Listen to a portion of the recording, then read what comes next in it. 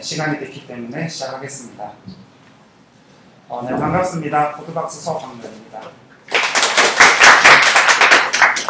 오늘 참석해 주셔서 감사드리고 제가 준비한 주제는 코드체인의 토큰 시스템입니다. 저희가 제목을 두 개의 토큰 이야기라고 붙였는데 저희가 다른 POS 시스템과는 달리 토큰이 두 종류가 있습니다.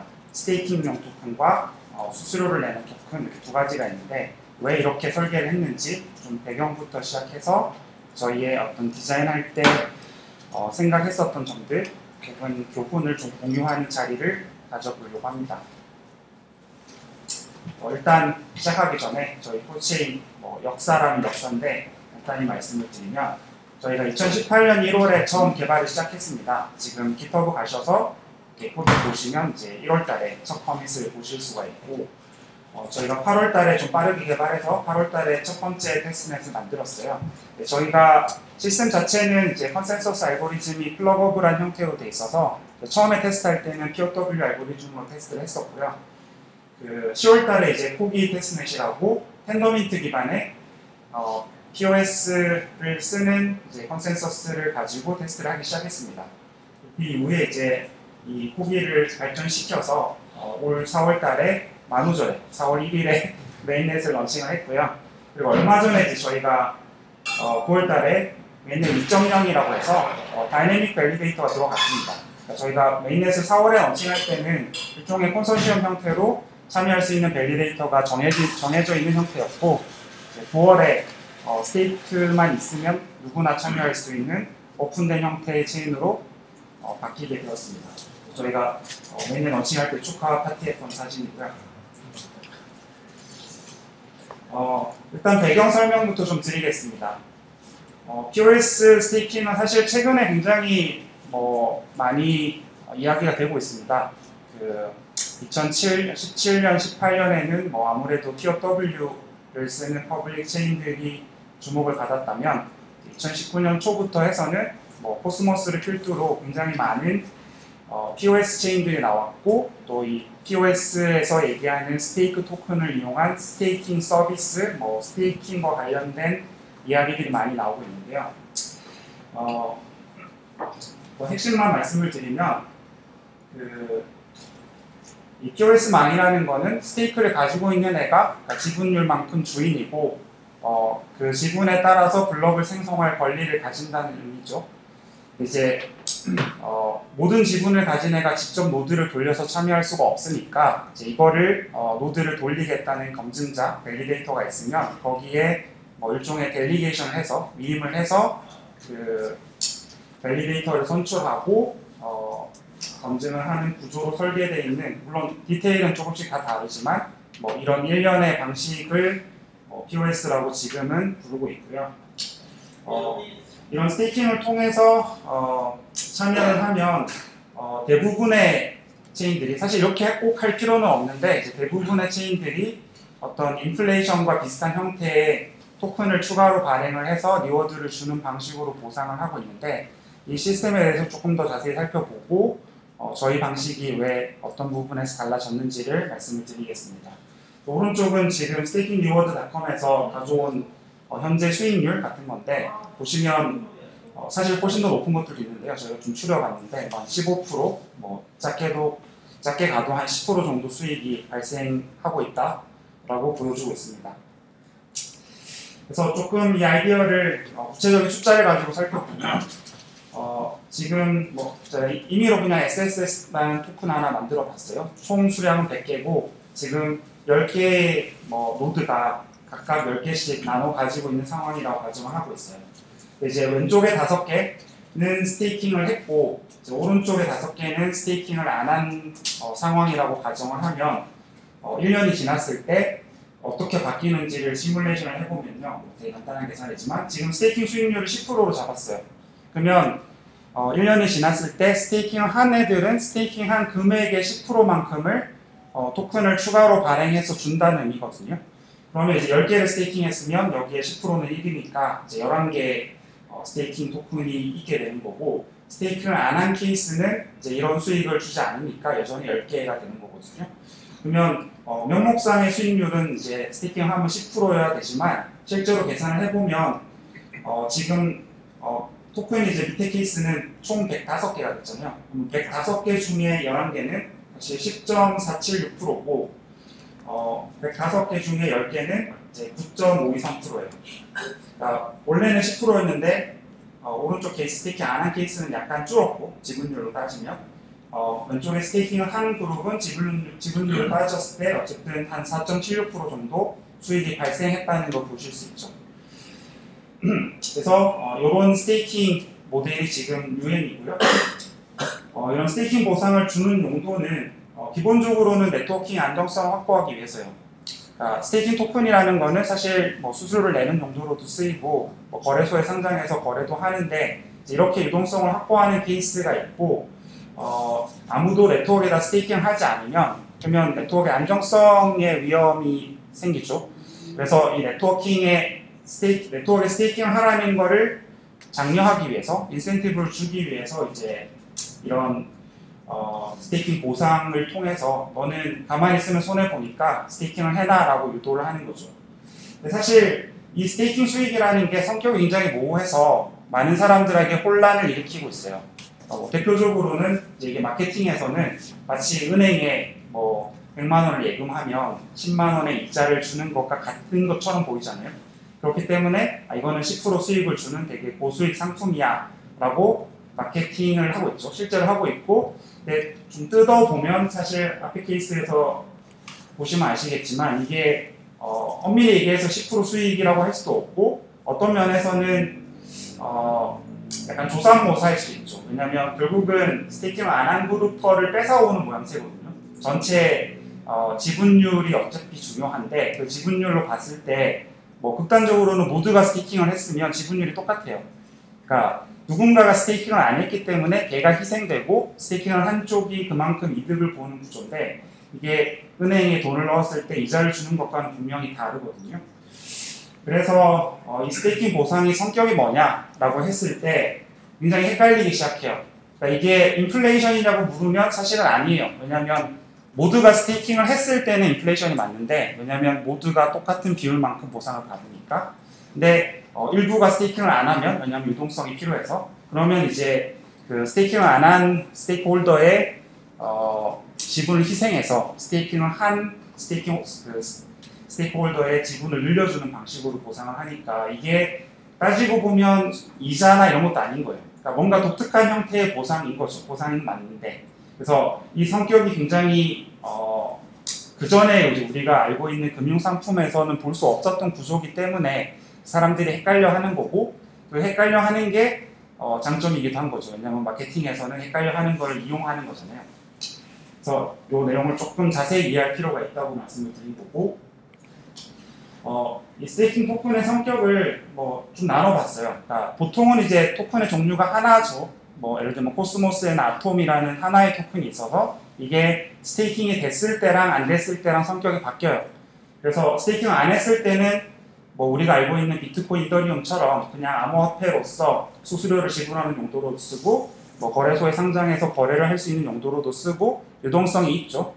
근데 스테이킹을 하게 되면 일단 들어가고 나면 대개의 경우에는 언본딩 기간이 있어서 길게는 몇 개월에서 짧게는 한 3주 정도는 묶여있단 말이에요. 그러면 이 묶여있는 동안에는 내가 거래를 할 수가 없으니까 유동성이 없는 상황이 되는데 여기까지만 살펴보면 사실 스테이킹은 안 하는 게 무조건 유리해요. 왜냐하면 내가 유동성이 낮은 자산을 가질 이유가 없잖아요. 그러니까 이렇게 되면 아무도 스테이킹 안 할 거기 때문에 거기에 대해서 스테이킹을 하도록 인센티브를 주기 위해서 사실 이 스테이킹 리워드라는 방법이 들어간 거거든요. 그러니까 스테이킹을 안 하면 너는 손해볼 건데 스테이킹을 하면 내가 토큰을 더 찍어내서 연간 한 10%는 늘어나게 해줄게. 뭔가 보상을 줄게 라는 게 이제 이 인센티브 시스템이 동작하는 방식인 거예요. 근데 이제 여기서 잠깐 모순적인 부분이 발생해요. 이게 토큰은 종류가 하나인데 종류는 하나밖에 없는데 이 토큰이 상태에 따라서 두 가지 성격을 가지고 이 두 가지 성격이 심지어 다르기 때문에 예를 들면 생각을 해보시면 스테이킹을 했다고 생각하면 이 토큰은 수량이 중요하지가 않아요. 그러니까 내가 회사의 지분이 51%가 있느냐가 중요한 거지. 예를 들면 지배권을 가지려면 내가 이게 51만 주인지 510만 주인지 이거는 사실 전혀 중요하지 않잖아요. 왜냐면 어차피 투표를 하든 뭘 하든 배당을 하든 기본적으로 그 지분율에 비례해서 수익을 받는 거니까. 근데 이제 스테이킹을 안 한 케이스는 단기적으로는 수량이 중요해요. 왜냐면 내가 암호화폐 거래소 가서 뭐 새로 찍어낸 코인을 판다고 하면 이게 가격이 전체적으로 시장의 참여자들이 모두 알게 돼서 그 가격으로 변하는 데는 시간이 걸리기 때문에 내가 순간적으로 토큰이 더 생기면 그거를 지금 현재 가격으로 내다 팔아서 분명히 수익 볼 수 있거든요. 그래서 이렇게 상충하는 두 가지 이해관계가 하나의 토큰 속에 들어있기 때문에 이 성격을 규정하기가 굉장히 복잡해진다 라는 게 지금 현재 스테이킹 시스템의 장점이면서 사실은 애매한 부분이에요.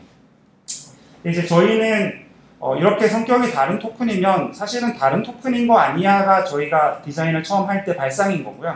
그래서 이제 저희는 가정을 해본 거죠. 이거를 하나의 토큰에 이렇게 녹여낼 게 아니라 아예 스테이킹을 안 한 토큰과 한 토큰을 별도의 토큰으로 만들어서 쪼개보면 어떨까가 이제 시작점인 거예요. 그래서 저희 같은 경우에는 스테이킹을 안 하고 그냥 수수료를 내거나 거래소에 상장하기 위한 용도로는 CCC라는 코인을 만들었고 네트워크에 스테이킹을 하고 뭔가 투표를 하거나 참여를 하는 용도는 CCS라고 스테이킹용 토큰을 따로 만든 거죠. 그래서 이렇게 나누고 나면 장점은 이제는 CCS 홀더 입장에서는 이거를 스테이킹 했을 때 기회비용이 없기 때문에 내가 스테이킹을 하고 나면 유동성이 떨어져서 뭔가를 못하거나 이런 게 아니기 때문에 인플레이션을 통한 이런 방식의 보상을 할 필요가 없어져요. 그러니까 인센티브 시스템 바뀌거든요. 그래서 요 가정하에 이제 설계를 좀 더 해봤습니다. 그래서 저희는 크게 두 가지 토큰이 있는데 첫 번째는 CCC라고 해서 기본적으로는 이더리움처럼 네트워크에 트랜잭션 수수료를 내는 용도로 쓰고요. 그다음에 저희 이제 덱스가 들어있어서 그 덱스에 트레이딩 피를 내는 용도, 어쨌든 수수료를 내는 용도로만 쓰는 토큰이 있고요. 그다음에 CCS가 있는데 CCS는 앞에서 말씀드린 스테이킹 토큰의 속성을 가져요.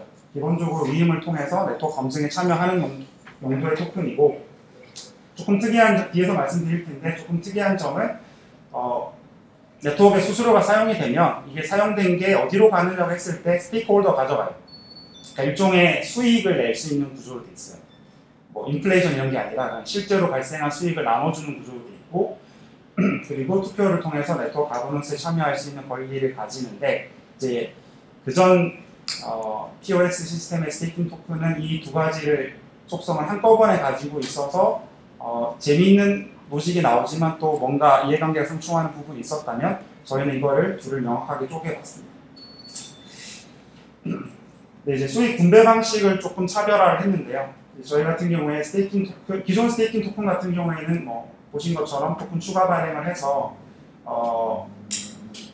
이렇게 했을 때 장점은 네트워크 자체에 실제로 트랜잭션이 하나도 없어도 보상은 여전히 보장을 해줄 수 있어요. 왜냐하면 내가 연간 10%를 인플레이를 해서 보상을 해주겠다고 하면 블락을 생성만 하면 어쨌든 그 10%를 받는 거기 때문에 그 블락 안에 뭔가 유용한 트랜잭션이 하나도 없어도 어차피 보상은 받는 거잖아요.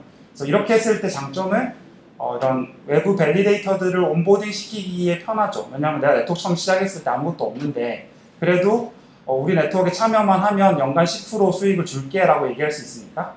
근데 이제 저희 같은 경우에는 스테이킹 여부와 상관없이 그러니까 CCS를 들고 있으면 그냥 권리라고 보는 거예요. 이 네트워크에서 발생한 수수료를 받을 수 있는.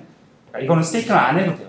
스테이킹을 하는 거는 그냥 이 네트워크가 잘 되길 바라기 때문에 해야 되는 행동인 거지 그게 수익을 주기 때문은 아니고요. 그래서 이제 저희는 그 네트워크에 사용된 수수료 CCC를 모아가지고 지분율로 쪼개가지고 실제로 나눠줘요. 그래서 이렇게 했을 때는 네트워크가 잘 되면 잘 될수록 밸리데이터가 가져가는 양이 비례해서 늘어나는 거고요. 반대로 처음에 트랜잭션 하나도 없을 때는 밸리데이터 가져가는 보상이 되게 작은 구조로 되어 있는 거죠. 그래서 여기서는 이제 스테이킹 보상의 성격이 좀 배당에 가까운, 우리 회사에서 이제 수익이 났을 때 배당해 주잖아요. 그것과 되게 비슷한 개념이 됩니다. 이제 이걸 쪼갰을 때 고려해야 될 또 다른 요소 중에 하나는 뭐냐면, 그래서 이 토큰은 성격이 뭐지? 라고 했을 때 이게 유틸리티 토큰이냐 혹은 증권형 토큰이냐 이게 또 나뉘어요. 이제 기존 스테이킹 토큰은 사실은 되게 묘한 경계선에 있어요. 그러니까 이게 100% 유틸리티입니다고 얘기할 수 없거든요. 왜냐하면 투표도 하고 뭔가 권리도 있기 때문에 수익을 받는. 근데 그 수익이 뭔가 이자 수익도 아니고 애매한 위치에 있기 때문에 다퉈볼 수 있는 거죠. 아, 우리는 증권 아니야 라고. 근데 저희는 CCC는 명백히 유틸리티예요. 그러니까 100% 유틸리티고 이거 유틸리티 아니라고 얘기하기 힘든데, 예를 들면 CCS 같은 경우에는 훨씬 더 증권이라고 얘기할 수 있는 형태긴 하죠. 그래서 그 부분이 이제 법적인 이슈랑도 걸려있다, 이 부분 설계에 있어서. 그래서 저희는 뭐 예를 들면 CCC는 상장을 하되 CCS는 그렇게 그러니까 일반적인 암호화폐 거래소에 상장하지 않는 모델을 가정했어요. 그래서 여기까지가 이제 저희가 왜 둘로 쪼갰냐에 대한 얘기고, 쪼개고 나서 이제 스테이킹 토큰이 어떻게 동작하는지는 좀 빠르게 설명을 드리겠습니다. 뭐 저희는 BFT 합의 방식인 텐더민트를 저희가 뭐 클린룸으로 새로 구현한 체인이고, 아까 말씀드린 것처럼 처음에는 그 퍼미션드로 시작해서 이제 저희가 그 스테이크 토큰을 위임받으면 누구나 참여할 수 있는 형태로 오픈을 했고요. 디포스 방식이고, 이런 검증 참여를 독려하기 위한 인센티브 시스템을 이제 설계를 어떻게 했는지에 대한 얘기가 나옵니다. 그래서 어떤 노드가 밸리데이터가 될 수 있냐, 검증자가 될 수 있냐고 했을 때 기본적으로 아무나 할 수 있는데, 얘가 뭔가 나쁜 짓을 저질렀을 때 페널티를 줄 방법은 있어야 되기 때문에, 그것 때문에 일종의 기탁을 하는 그 시스템이 있습니다. 저희 이제 실제로 뭔가 그러니까 금전적인 가치가 있다고 하는 거는 CCC라고 보기 때문에 CCS가 아니라 CCC로 디파짓을 하도록 되어 있고, 만약에 더블보트나 이런 부정행위가 적발이 되면 이 CCC를 삭감하는 방식으로 페널티를 주고 있습니다. 그래서 선거는 어떻게 하냐, 그 디테일은 있지만 좀 키아이드만 정리해보면, 그냥 위임받은 CCS 양에 따라서 현재는 30개인데 상위 30개를 일단 자르고 그 중에서 4개는 무조건 선정해요. 왜냐하면 텐더민트 합의 알고리즘의 특성상 노드가 4대 이하면 동작을 하지 않기 때문에 일단 4대는 그냥 위임받은 양과 상관없이 당선을 시키고, 그 다음에 CCS 양이 1% 이하인 경우에는 이거는 네트워크를 대표할 만큼 충분한 위임이라고 보지 않아서 그냥 탈락시켜요. 물론 이 숫자는 이제 노드 개수로 올라가면 떨어져야 되는 숫자긴 하지만 현재는 이제 1%로 설정이 되어 있고요. 그리고 검증자한테는 어떻게 보상을 줄 거냐? 저희는 그 트랜잭션 P로 보상을 주는데, 트랜잭션 P가 크게 2개로 나뉘어 있어요. 그래서 미니멈 P가 있고 익스프레스 P가 있는데, 미니멈 P는 무조건 스테이크홀더한테 갑니다. 그러니까 CCS를 내가 전체 네트워크의 30%를 가지고 있으면 그 네트워크에 지불된 트랜잭션 P의 미니멈 P에 해당되는 트랜잭션 P는 전부 스테이크홀더 나눠 갖는 구조고요. 그럼 밸리데이터는 뭘 가져가냐? 사실 없잖아요. 그래서 밸리데이터한테 주는 용도로 추가로 트랜잭션 P가 붙어요. 그게 익스프레스 P고, 이제 밸리데이터는 이 익스프레스 P를 고려했을 때 나한테 가장 이득이 되는 트랜잭션 P가 높은 트랜잭션을 포함시키겠죠. 그래서 그거는 뭐 비트코인, 이더리움 구조랑 마찬가지인데 그런 방식으로 포함을 하게 돼 있고, 트랜잭션 P는 이제 양쪽을 다 보상하는 거예요. 기존의 스테이크 홀더도 보상을 하고, 그 밸리데이터, 그러니까 내가 위임을 받은 밸리데이터도 보상을 하는 구조로 되어 있죠. 그래서 이런 부분들이 인센티브 설계가 이제 기존 POS 시스템과는 좀 다른 부분들이에요. 그리고 어쨌거나 POS 시스템이니까 더블보트 같은 거에 대해서는 처벌을 해야 되고, 저희가 아까 말씀드린 것처럼 기탁금을 삭감을 하고 또 검증 보상을 받아야 되는데, 이거를 그 텀이 끝날 때까지 안 주거든요. 그래서 요거를 잡아놓고 있다가 만약에 더블보트를 했으면 받아야 될 것들도 다 삭감시키는 방식으로 처벌을 하고요. 그리고 뭐 보상 삭감을 위해서 당연히 그 바로 인출하지 못하게 하는 메커니즘도 들어가 있고, 이거를 그 신고한 일종의 파파라치죠. 신고한 사람에게 이 보상을 주는 구조로 설계되어 있습니다. 이거는 뭐 다른 시스템과 크게 다르진 않고요. 그리고 처벌할 때 이제 더블보트는 아예 악의적인 행동이잖아요. 내가 실수로 할 수 있는 행동이 아니거든요. 어쨌든 내가 네트워크를 공격하려고 마음먹고 한 케이스이기 때문에 무조건 전체 디파짓을 슬래시하는 방식으로 처벌을 하는데, 그게 아니라 이제 네트워크가 다운돼가지고 그 내가 검증자로 선정이 됐지만 실제로 밸리데이션에 참여를 못한 경우도 있을 텐데, 이 케이스는 점진적으로 내가 받아야 될 리워드를 삭감하는 방식이에요. 디파짓을 삭감하는 게 아니고. 그래서 뭐 이런 그래프를 만들어 봤는데 논리는 뭐냐면 한 3분의 1 이하의 검증 실패, 그러니까 밸리데이터로 참여를 못한 거는 그냥 네트워크의 상황 때문에 내 의지가 아니더라도 발생할 거라고 보고 되게 작게 슬래시를 하고요. 3분의 1을 넘어가면 뭔가 관리를 못한 거 아니야? 라는 로직으로 이제 좀 더 급격히 삭감을 하다가 3분의 2 이상 못했으면 그냥 맛이 갔구나라고 판단하고 더 많이 삭감하는 방식의 그래프예요.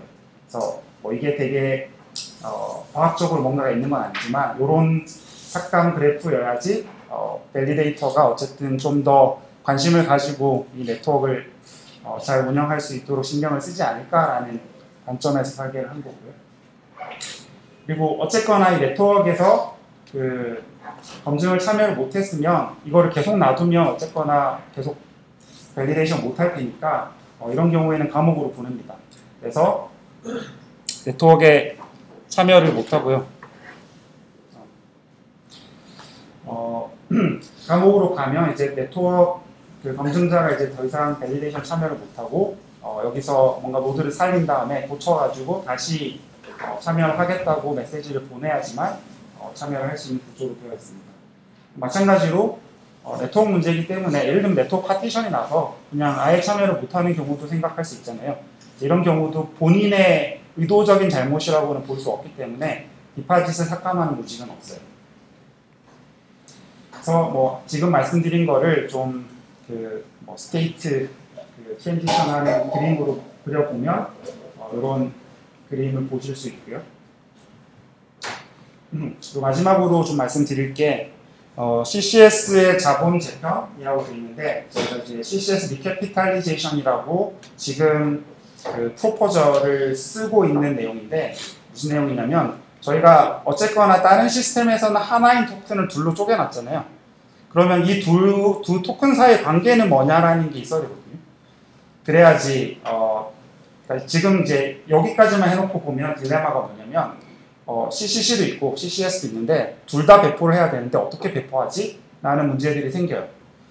그 문제에 대해서 좀 해결책을 찾고자 이제 노력을 하고 있는 건데 일단 첫 번째 질문은 CCC랑 CCS랑 뭐 둘 다 있으면 어느 게 더 좋은 거지? 라고 했을 때 CCS가 훨씬 더 뭔가 권리가 많아 보이거든요. 들고만 있으면 나한테 계속 수익이 나오는 일종의 수익 증권 같은 형태고 CCC는 그냥 비용을 내기 위해서 들고 있는 그냥 버스 토큰 같은 느낌이잖아요.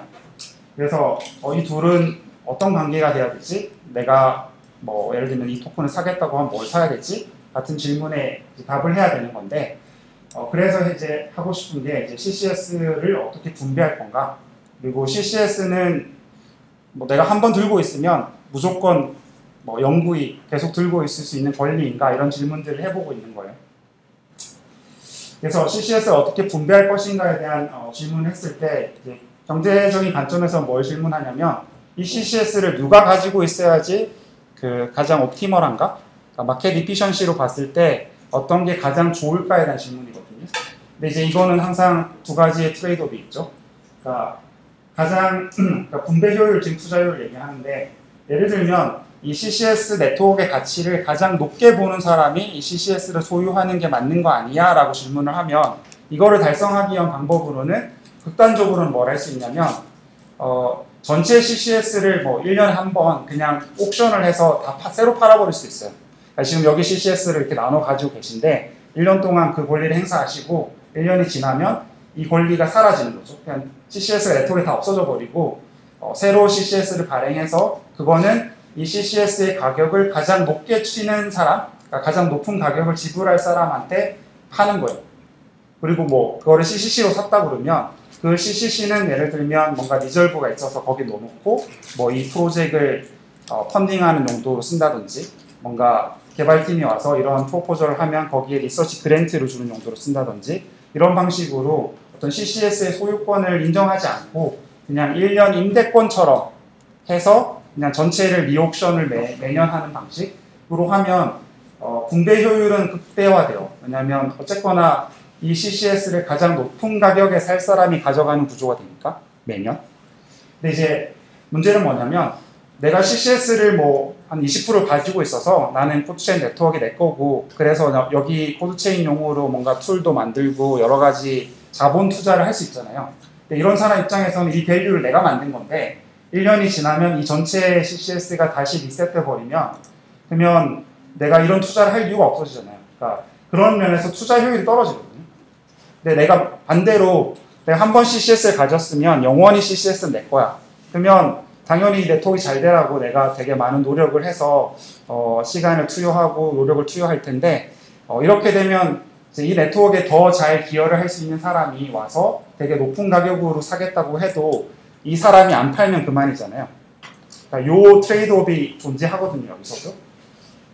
근데 지금 대부분의 체인들은 그냥 후자예요. 무조건 한번 소유권을 가지면 절대로 뺏어가지 않겠다에 가까운데 이제 요 둘의 어떤 트레이드오프로 생각해 볼 수 있는 옵션이 예를 들면 매년 뭐 10%, 20%의 인플레이션을 하는데 이 인플레이션을 뭐 그런 스테이킹 리워드로 나눠주는 게 아니라 이거를 그냥 옵션으로 또 팔 수도 있겠죠. 그러면 어쨌거나 매년 20%만큼은 새로운 주인을 찾는 건데 이 주인이 이 네트워크를 정당한 가격 혹은 그 사람들이 생각하는 가격으로 사는 거니까 이제 이렇게 되면 어느 정도의 그 투자 효율 그리고 어느 정도의 분배 효율을 다 달성할 수 있지 않을까가 일단 아이디에이션인 거고요. 물론 이 M프로가 몇 프로인지는 몰라요. 이거는 고민을 해봐야 되는 영역이고 혹은 이런 방식이 아니더라도 이 문제를 풀 수 있는 방법이 있지 않을까에 대해서 지금 좀 리서치를 하고 있는 중이다라고 말씀을 드릴 수 있을 것 같아요. 어쨌든 질문은 뭐냐면 이 네트워크의 소유권, 그러니까 POS 시스템은 기본적으로 스테이킹 토큰이 결국은 소유권인데 이 소유권을 누가 가지고 있어야 되지? 그리고 앞으로 누가 가질 것이지에 대해서 어떻게 푸는 게 가장 효율적인 방법일까에 대해서 질문을 하고 있거든요. 그래서 뭐 저희 시스템에서든 아니면 다른 POS 시스템에서든 이 질문은 굉장히 중요할 거라고 생각하고 고민을 하고 있고 이 부분에 있어서는 여기 참석하신 분들도 좀 좋은 아이디어나 재밌는 아이디어가 있으면 말씀을 해주시면 좋을 것 같다 라고 생각을 해서 아직은 끝나지 않은 프로포절이긴 한데 한번 소개를 드려봤습니다.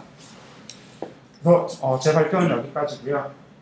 저희 다이내믹 밸리데이터나 스테이킹 관련해서는 저희가 스페시피케이션이 있어요. 그래서 오늘 자세히는 말씀드리지 않았는데 자세한 내용 궁금하시면 스펙을 보시면 되고 그다음에 요 마지막 거는 이제 제가 여기에 대한 설명을 쓴 블로그입니다. 그래서 좀 오버뷰를 원하시는 분은 한번 블로그 글을 보시면 좋을 것 같습니다. 그리고 개발자를 찾고 있다. 네, 제 발표는 여기까지입니다. 감사합니다.